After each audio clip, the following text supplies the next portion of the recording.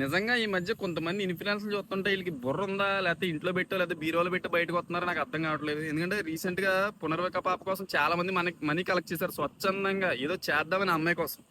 అయితే ఇక్కడ ఇప్పుడు వరకు ఓకే, ఇన్ఫ్లుయెన్సర్ అందరూ కలెక్ట్ చేశారు, అందరూ చాలా కష్టపడి బాగుంది.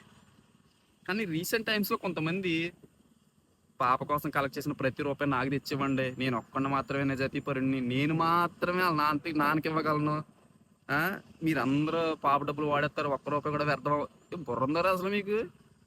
అంటే మీరు ఇలాంటి డైలాగులు కొట్టడం వల్ల ఏవద్దంటే, నిజంగా ఎవరైతే స్వచ్ఛందంగా కలెక్ట్ చేశారు కదా ఏదో చేద్దామని, అలాంటి వాళ్ళందరికీ మనోభావాలు దెబ్బతినే అవకాశాలు ఉంటాయి. ఇక్కడ ఇంకో విషయం కూడా గమనించాలి. ఏంటంటే ఇక్కడ మీరు ఒక్కరే కాదు, ప్రతి ఒక్కరూ ఏదో చేద్దామనే కలెక్ట్ చేశారు. ఇంకో విషయం ఏంటంటే ప్రతి రూపాయి ఇంకా పాపకి చేరాలి, ఇంకా ఇంకా ఇంకా ఇంకెప్పుడు చేరుతుందిరా పాపకి? ఆల్రెడీ పాపకి గవర్నమెంట్ శాంక్షన్ చేసింది, సరిపోయింది.